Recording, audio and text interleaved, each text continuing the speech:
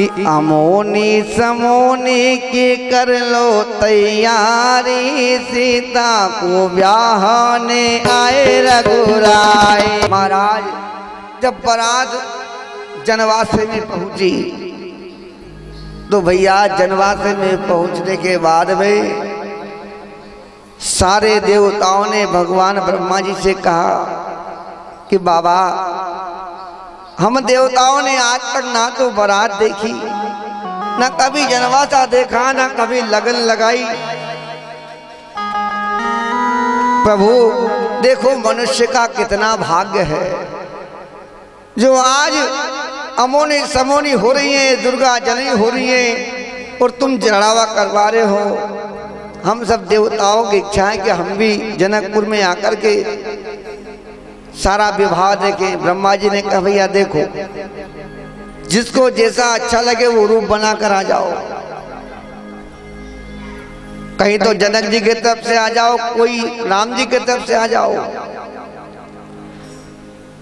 शिव समझाए देव प्रभु जन आचरज भुलाओ, हृदय विचार धीर धरी और श्री रघुवीर विवाह। महाराज उस समय एक घटना घटित हो गई। राम जी जिस घोड़े पे बैठे महाराज नाचते नाचते वो घोड़ा शंकर जी के सामने आ गया। अब महाराज शंकर जी के सामने आया तो बार बार शंकर जी को नाच दिखाए। महाराज शंकर जी ने विचार किया ये घोड़ा बार बार मेरे सामने क्यों आ रहा है। भैया उस समय ब्रह्मा जी ने कहा बाबा ये घोड़ा कौन है। बोले कौन है। बोले ये घोड़ा कामदेव है, जही तुरंग पर राम विराजे। ये घोड़ा कामदेव है, ये इसलिए नाच रहा है कि भोलेनाथ उस समय मैं नाचता था तो तुमने मुझे जला दिया, भस्म कर दिया, लेकिन आज जलाकर बताओ तो मैं जानूं। आज क्यों भगवान भोलेनाथ ने महाराज अपने नेत्र खोले। बोले कामदेव। बोले हाँ। बोले देखता हूं मैं। महाराज अपने नेत्र खोले लेकिन कामदेव भस्म नहीं हुआ। भोलेनाथ ने कहा ये भस्म क्यों नहीं हो रहा है। तो कारण था महाराज क्योंकि काम अगर सिंगल काम होता तो दुखदाई होता, लेकिन आज काम की लगाम कौन के हाथ में है। राम के हाथ में है। जिस व्यक्ति की जीवन की लगाम, जिस व्यक्ति के काम क्रोध लोभ ईर्ष्या की लगाम अगर राम के हाथ में है, गुरु के हाथ में है, तो महाराज नो ग्रह कोई देवता उसका कुछ नहीं बिगाड़ सकते। लेकिन हमने लगाम मन के हाथ में दे रखी है, मन के मते ना चालिए। महाराज भगवान भोलेनाथ शंकर राम रूप अनुरागे, नैन पंचदश देखने लागे। अपने भोजन करने बैठे बनाती, नारी चढ़ी मिथिलेसी अटारी। जब महाराज जनक और दशरथ जी भोजन करने बैठे अपने सामंतों के साथ, हरी बावरी सब अटारियों पे चढ़ गई और गाली देने लगी। बोले गाली तो देना चाहिए, अरे गाली देने की मना नहीं है, लेकिन उन्होंने किया क्या है वो तो सुन ले। राम को रूप निहारत ही मोह गए वो बावरी सारी, भूल गए वो नाम दशरथ को और देने लगी मिथिलेश को गाली। अरे वो दशरथ जी का नाम भूल गई और सब गाली हमारे जनक राज को ही दे रही है। जब सुने न रानी ने इशारा किया, अरे बावरी महाराज दशरथ को गाली दे, जनक जी को क्यों गाली दे रही है? महाराज जब समझ में आया, राम जी को घेर कर बैठ गई सारी सखियां और कहा बाबरी ये गेट बंद कर दे, वरना ये चार भाई उठ कर नहीं भाग जाए। लक्ष्मण जी ने कहा कि तुम द्वार क्यों बंद कर रही हो? बोले राजकुमार अब तुम्हें गाली खाना है, इसलिए गेट बंद कहा गए, तुम तीन भाई उठकर नहीं भाग जाओ। बोले नहीं भागेंगे। बोले तुम्हारे परिवार की पोल सब आज खुलेगी। राम जी ने कहा लक्ष्मण तेरे हाथ जोड़ू, तू ज्यादा मत बोले। भरत जी ने कहा भैया चिंता मत करो, मैं साथ हूं। बोले हाँ भैया तू पहले ही सीधा है, ये बात कैसी तिरछी बांकी कर रही है, ये जो बोल रही वो सुन लो। अरे लक्ष्मण जी ने कहा ऐसे कैसे सुन ले, हम भी महाराज दशरथ के पुत्र हैं और हमारी कोई पोल पट्टी है नहीं। एक सखी ने कहा लाला तुम्हारी कोई पोल पट्टी नहीं है? बोले नहीं है। बोले सुनो फिर। ओ गाली देवेरी जनकपुर की नारी, शर्म करो रघुराई। गाली देवेरे जनकपुर की नारी, शर्म करो रघुराई। गाली देवेरी जनकपुर की नारी, शर्म करो रघुराई। गाली देवेरे जनकपुर की नारी, शर्म करो रघुराई। बैठे हंस रहे चारों भाई, शर्म करो रघुराई। बैठे हंस रहे चारों भाई, शर्म करो रघुराई। एक सखी ने कहा, एक सखी कहने लगी, एक सखियों कहने लगी सुनो जरा रघुराई। एक सखियों कहने लगी सुनो जरा रघुराई। एक सखी ने कहा राम जी झूठ मत बोलना, सही सही बताना। बोले हाँ पूछो। बोले तुमको कौन ने पत्रिका दी थी? बोले हाँ पत्रिका नहीं दी। बोले फिर बिना बोलो हुआ कैसे आ गए? क्या तुम्हारे यहाँ खाने को नहीं था?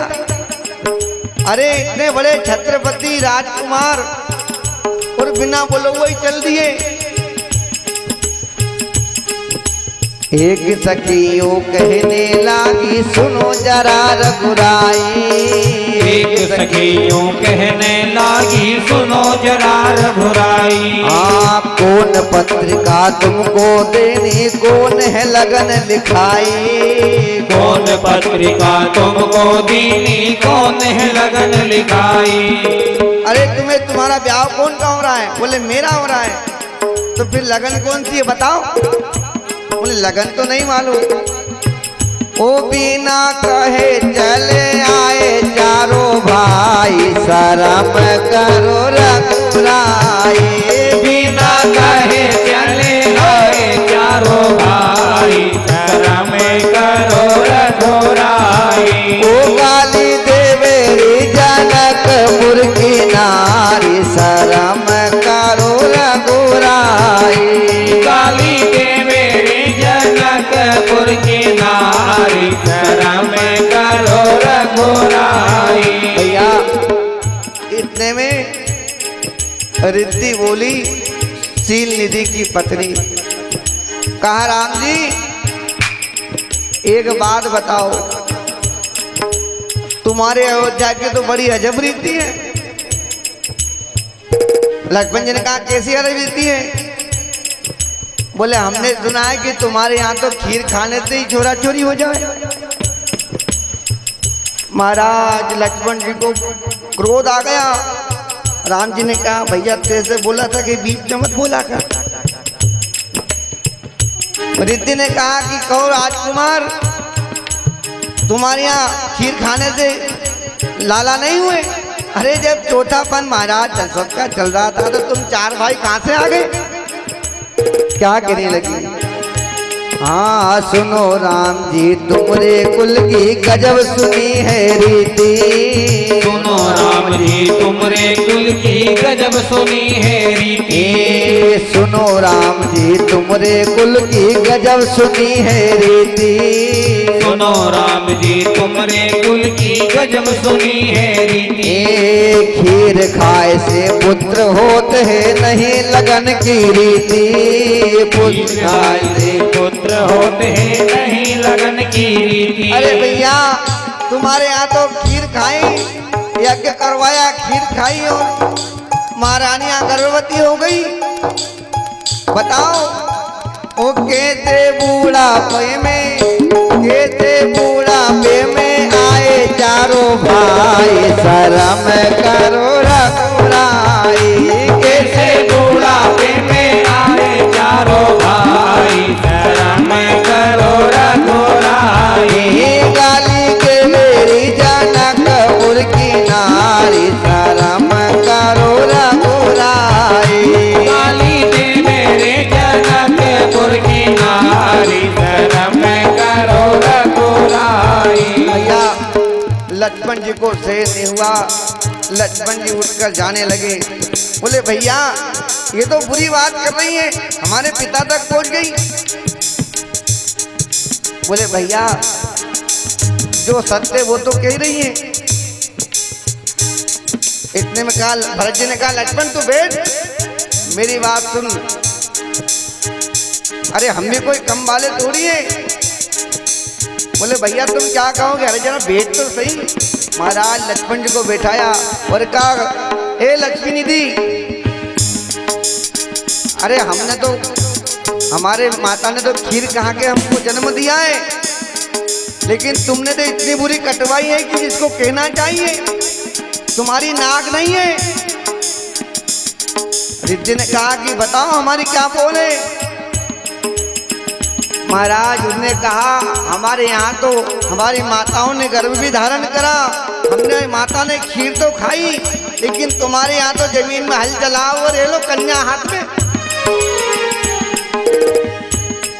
महाराज लक्ष्मण जी भरत जी कहने लगे हाँ सुनो सखी है कुंवर लाड़ी अपने कुल की बताओ।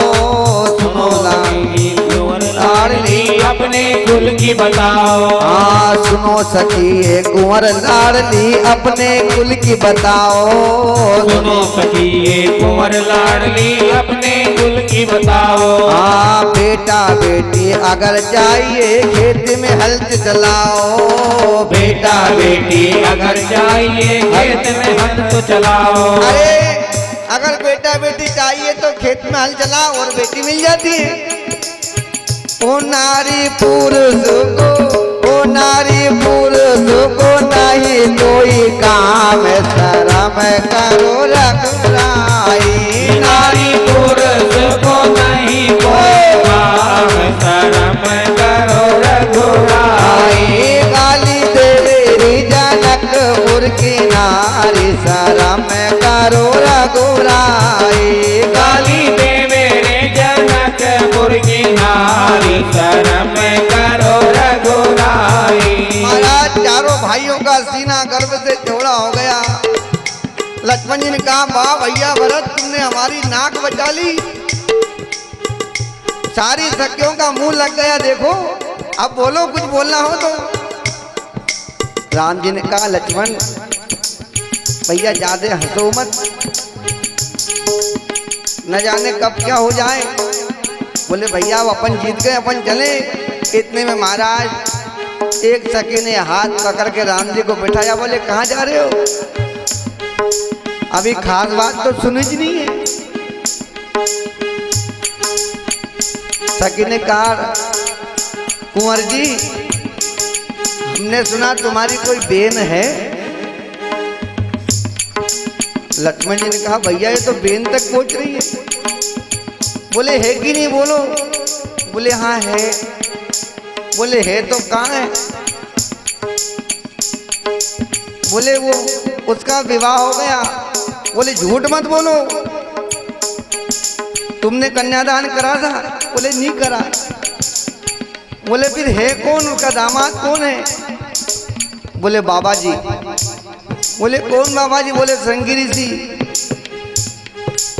बोले बाबा राजकुमार झूठ मत बोलो और हमसे सुनो, हमको सब हकीकत मालूम तुम्हारे परिवार की। कहने लगी हाँ सुनो कुंवर जी बात बुरी है ना कहे ऐसी कटाई। सुनो कुंवर जी बात बुरी है ना कहे ऐसी कटाई। सुनो कुंवर जी बात बुरी है नाक तो ऐसी कटाई। सुनो कुंवर जी बात बुरी है नाक तो ऐसी कटाई। हाँ बहन तुम्हारी शांता देवी जोगी से है बिहाई। बहन तुम्हारी शांता देवी योगी से है ब्याही। वो बिना लगन ही, वो बिना लगन ही बाबा बगाई। शरम करो रघुराई। बिना लगन है बाबा भगाई। शरण करो रघुराई। काली देवेरी जनकपुर की नारी। शरम करो रघुराई। काली देवेरी जनकपुर की नारी। शरण करो रघुराई। बेटे हंस रहे चारों भाई। शरम करो रघुराई। बेटे हंस रहे चारों भाई। शरण करो रघुराई। शरण करो रघुराई। शरण करो रघुराई। बोले राजा रामचंद्र भगवान की जय। इस प्रकार महाराज राम कलेवा सारे सखियों और राजकुमारों के बाद विवाद समाप्त हुआ और माता सुनन रानी ने द्वार खोलकर चारों भाइयों को अपने कक्ष में ले गई। भैया आज माता जानकी का विदाई का समय आ रहा है। भैया विदाई का ऐसा समय होता है जिसमें कि हर माता पिता अपने कलेजे पर पत्थर रख देते हैं। बेटी पराई हो चली और चली पिया के देश। आज जब महाराज जनक से कहा कि हे महाराज बहुत दिन बीत गए, अब हमें विदा दे दीजिए। लेकिन महाराज जब विदा शब्द महाराज जनक के कलेजे में पड़ता है तो रोने लगते हैं। कुछ दिन और ठहर जाओ।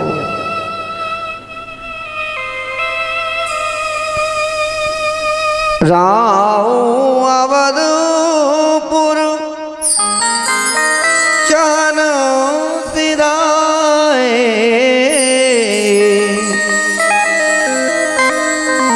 विदा होन यहाँ पठाए। सबने महाराज जनक को समझाया, हे राजन धीरज रखो। एक दिन हर पिता को बेटी को विदाई देनी पड़ती है। जो बेटा होता है वो पिता का स्वरूप होता है और बेटी माँ का स्वरूप होती है। एक पौधे को महाराज पाल पोस कर बड़ा किया जाता है और महाराज एक पल भर में बेटी पराई हो जाती है। दौड़ दौड़ कर जो माँ के साथ काम करवाती है, एक सहारा होती है माँ की बेटियां। पिता कहीं से महाराज हरा थका जब घर आता है तो बेटा तो महाराज एक घड़ी नहीं पूछता, लेकिन बेटी दौड़कर पानी लेकर आती है। मेरे पिताजी आ गए। पिता को जरा तकलीफ हो गई या कपड़े मेले हो गए तो बेटी डांट देती है। भैया बेटी आज जनक राज पल पल अपनी जानकी को अपने सम्मुख निहारते थे, लेकिन आज जानकी 16 श्रृंगार करके महाराज अपने पिया के घर जाने के लिए बैठी है। बेटी पराई हो चली और चली रे पिया के देश, झरे झरे आंसू बहा रहे बूढ़े जनक नरेश।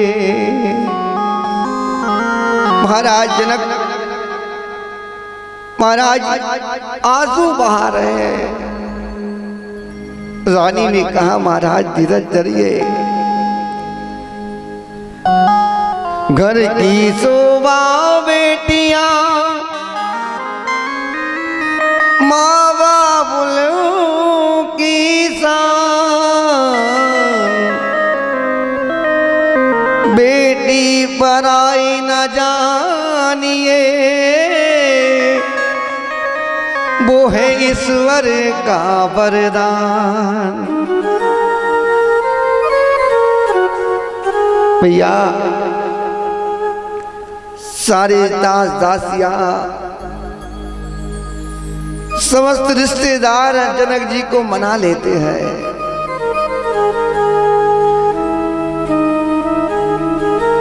चारों भाई माता सुनैना के कक्ष में पहुंचे। करी बिनाई दी सामई समर्पी जोर कर पुनि पुनि कहे, बलि जाओ तात सुजान तुम कहूँ विदित गति सबकी कहे। हे राम, मैं मेरे कलेजे का टुकड़ा तुम्हें प्रदान कर रही हूँ। मैं जानती हूँ तुम परिपूर्ण काम जान शिरोमणि भाव प्रिय, जन गुण गाहक राम दोष दलन करुणायतन। तुम पूर्ण काम हो राघव, मेरी बेटी को अपनी दासी बनाकर इसके अपराध को सब क्षमा करना। राम जी ने माता को प्रणाम किया और महाराज 4 डोलियां महल के सामने खड़ी है।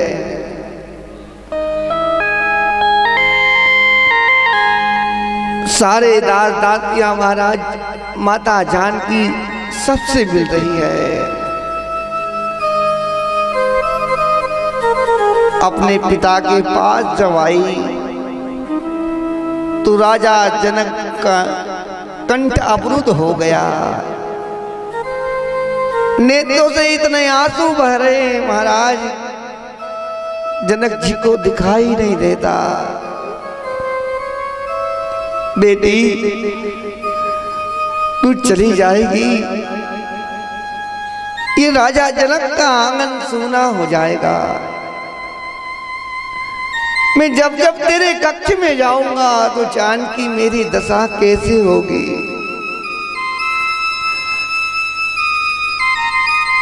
भैया राणा जनक जी ने जानकी को कलेजे से लगाया। दोनों महाराज इतने रोए, लोग देख देख कर कि राजा जनक को क्या हो गया है। अरे ये तो विधेय राज है, फिर आज इस प्रकार आंसू क्यों बहा रहे हैं।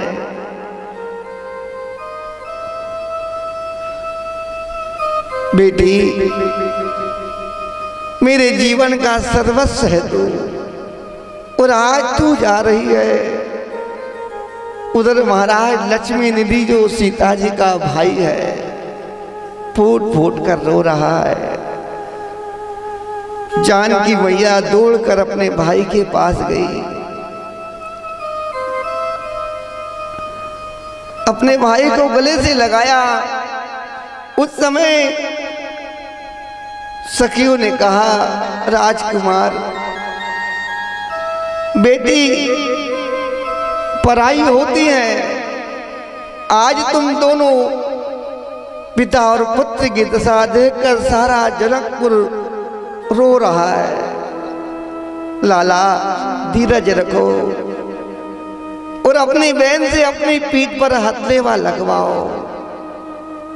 महाराज जानकी मैया ने हल्दी में हाथ करे और लक्ष्मी निधि के पीठ पर बेन आखिरी बार अपने भाई को आशीर्वाद देकर जाती है।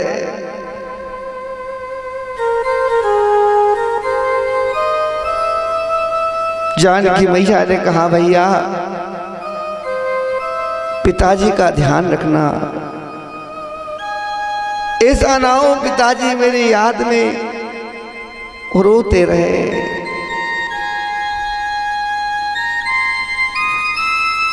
बेटी तू कल चली जाएगी, छोड़ पिया के देश, नैना तरसेंगे मेरे, मुख से न निकले बेन। भैया माता को बिलाप करके जानकी मैया को राजा जनक डोली में बिठाने लगे।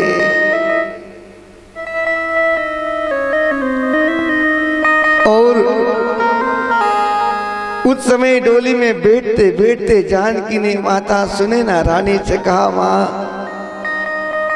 मैंने जीवन भर तुझसे कुछ नहीं मांगा, लेकिन माँ मैं आज जाते जाते तुझसे कुछ मांग रही हूं। बेटी मांग तू क्या मांगती है? माँ मेरे पिताजी मेरे बगैर भोजन तक नहीं करते, मैं पल भर नहीं देखती हूं तो रोने लगते हैं। माँ भैया अपने काम से चले जाएंगे, दास दासियां सब अपने काम में लग जाएंगी, कहीं ऐसा ना हो सिंहासन पर बैठे बैठे मेरे पिता रोते रहे। मैया उनका पल पल ध्यान रखना। बोले नहीं बेटा चिंता मत कर। जानकी एक बात का ध्यान रखना, बेटी सुख में दुख में अपने प्रभु का साथ मत छोड़ना। बेटी संसार कहता है बाबुल का ये घर बाबुल का ये घर बेना, कुछ दिन का ठिकाना है।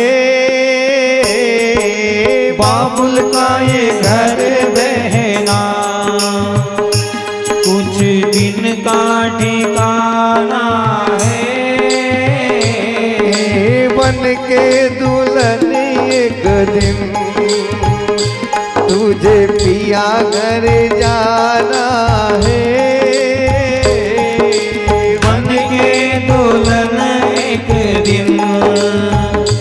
तुझे पिया घर जाना है। बाबुल का ये घर बहना, कुछ दिन का ठिकाना है। बन के दुल्हन एक दिन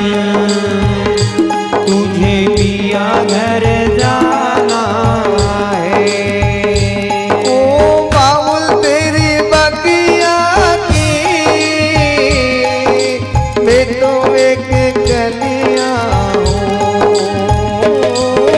बाबुल तेरे बगिया की मैं तो एक कलिया हूँ। बाबुल तेरे आंगन की मैं तो एक चिड़िया हूँ। बाबुल तेरे आंगन की मैं तो एक चिड़िया हूँ। छोड़ तेरी बगिया को, छोड़ तेरी बगिया को मुझे पिया घर जाना है। छोड़ तेरी बगिया को मुझे पिया घर जाना है। बाबुल का ये घर बहना तुझे दिन का ठिकाना है। बाबुल का ये घर बहना कुछ दिन का ठिकाना है।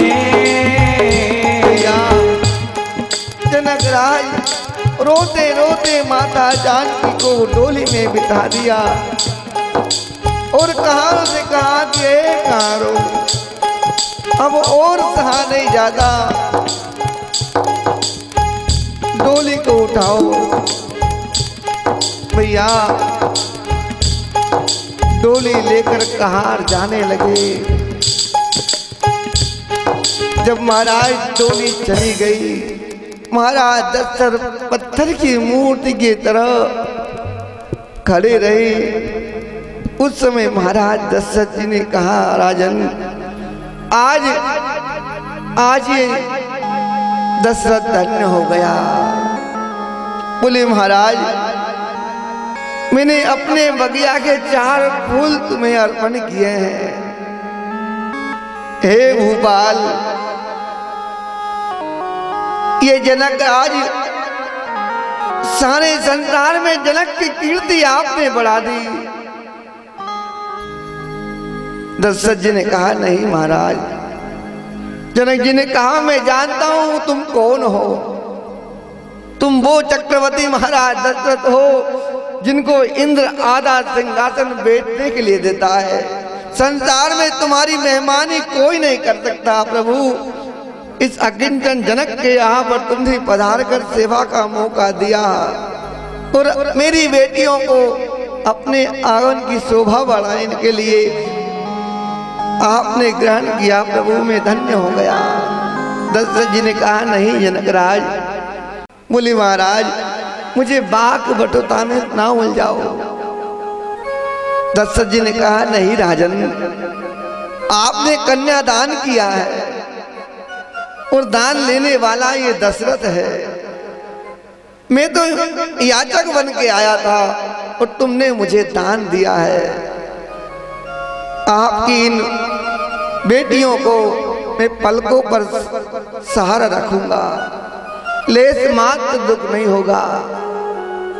अब आप विदा हो जाइए राजन, तुम बहुत दूर आ गए हो। महाराज जनक को दशरथ जी ने विदा किया और महाराज विदा लेकर के जब जनक जी आए तो महल देखकर ऐसा लग रहा था ऐसा सब कुछ जान के लेकर चली गई। मैया, एक पिता अपनी बेटी के विवाह के लिए कितना रात दिन भागता है और जब बेटी विदा हो जाती है 8 दिन से भाग रहा, लेकिन पिता नहीं थका, भाई नहीं थका, परिवार के नहीं थके। लेकिन जब बेटी विदा हो गई महाराज तो सवेरे पैर दुखने लगते हैं, सारी थकान आ जाती है। क्योंकि जब तक बेटी घर में थी महाराज भागते रहे, दहेज का सामान ये लाना वो लाना। भैया जो 25 वर्ष तक अपनी बेटी को पाल पहुँच के और पराए घर सौंप देता है, भैया अगर उस घर में जाकर अगर बेटी दुख पाती है या बेटे के साथ भेद होता है तो ये समाज में बहुत बड़ा दुख है महाराज। बेटी से बड़ा कोई धन नहीं होता। जो लोग दहेज के भूखे हैं महाराज, अरे अपने पुत्र को इस योग्य बनाओ कि दिन रात कमा करके तुम्हारा नाम वैभव ऊंचा करे, क्या बेटी के दहेज के ऊपर मरते हो। भैया जनक जी महल के पास में जब आए तो माता जानकी की सबसे प्रिय वस्तु जो धरोहर थी महाराज, एक सोने का पिंजरा लटक रहा था। उस पिंजरे में तोता मैना फड़फड़ा रहे थे। सुख सारी का जान की जाए, कनक पिंज रही राखी पड़ाए। वो चिल्ला कर कह रहे महाराज जनक, तुमने हमारा सर्वस्व विदा कर दिया। अरे ये पिंजरा रखकर क्या करोगे, ये भी जानकी के साथ पहुंचा देते। सारे लोगों ने देखा, ये दुख देखकर महाराज जनक का कलेजा फट गया। भैया माता जानकी को आवाज लगाई, ए जानकी, ये तेरे सुख सारे का तोता मैना लेकर जा, वरना इन्हें जब जब देखूंगा तो कलेजे में पीड़ उठेगी। महाराज जनक कह रहे हैं इसके बाद में आरती होगी। महाराज इस भजन को समझ लो तो महाराज बेटी का भाव हृदय का समझ में आ जाएगा। भैया ओ बिटिया ले जा तो थामेना, देखेंगे तो रोएंगे नैना, मुख से निकले न बेना। ओ बिटिया ले जा तो थामेना, ओ बिटिया ले जा तो थामेना, ओ बिटिया ले जा तो थामेना, ओ बिटिया ले जा तो थामेना। ओ देखेंगे तो रोएंगे नैना, देखेंगे तो रोएंगे नैना, मुख से निकले न बेना। ओ बिटिया ले जा तो थामेना, ओ बिटिया ले जा तो थामेना।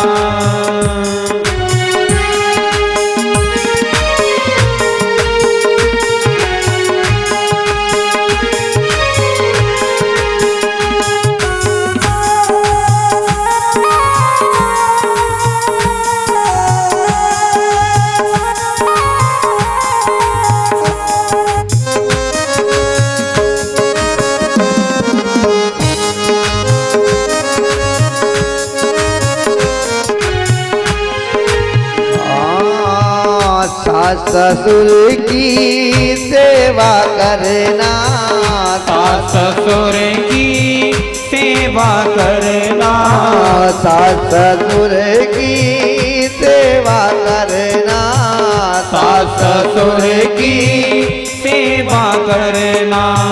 देवर को छोटा भाई समझना, देवर को छोटा भाई समझना, बोल न मीठे बेना। ओ बिटिया ले जा तो थामेना, ओ बिटिया ले जा तो थामेना। ओ देखेंगे तो रोएंगे नैना, देखेंगे तो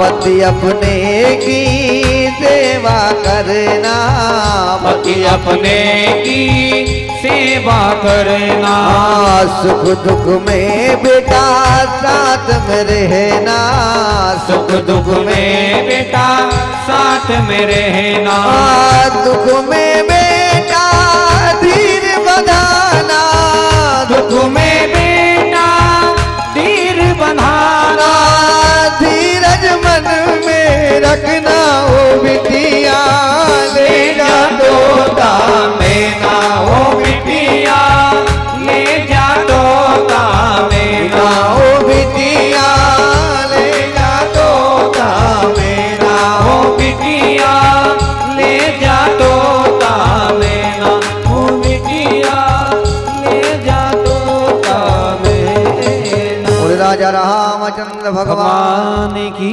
भैया इतना कहकर चारों डोलियां चली गई, सारी बारात का विदाई हो गया।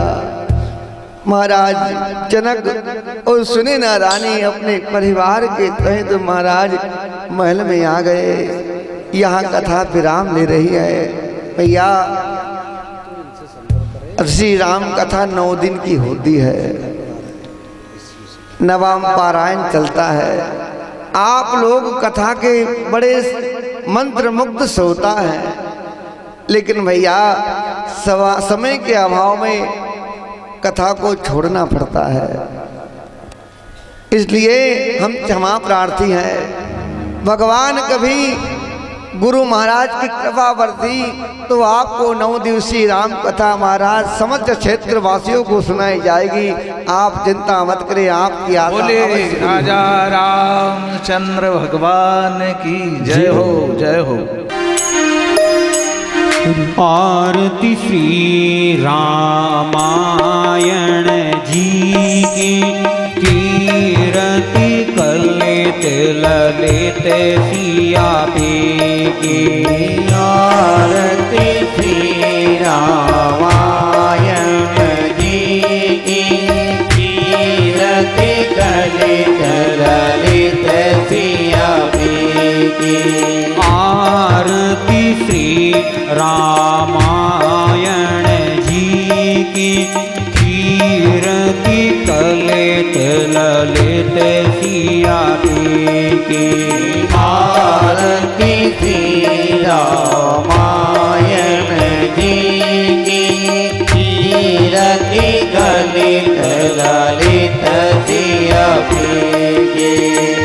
गावत ब्रह्मादीक मुनि नारद, वाल्मीक विज्ञान विशारद।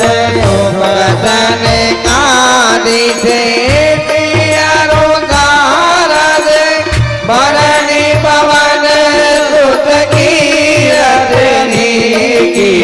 आरती श्री रामायण जी के, कीरति कलित ललित सिया की।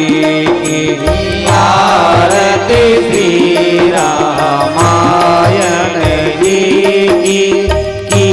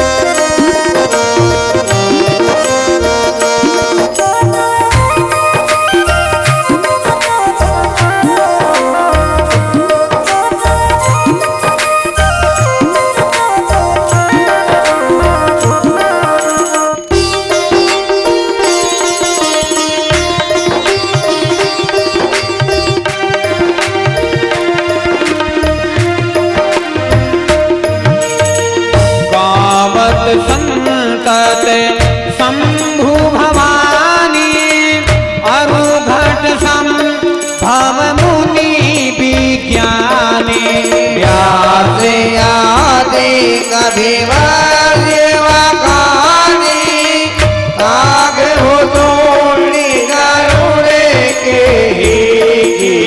आरती श्री रामायण जी की कीरति कलित ललित सिया देवी आरती श्री रामायण जी की कीरति कलित ललित सिया देवी।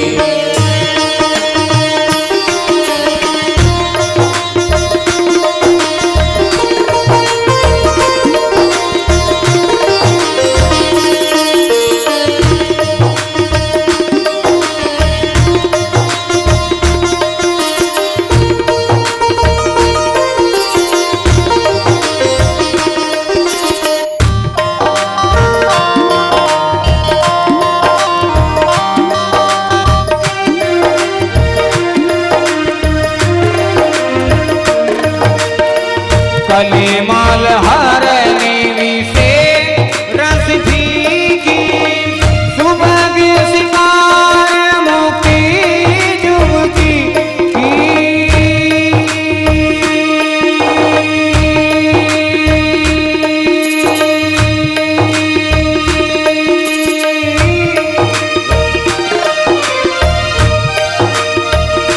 जुबकी की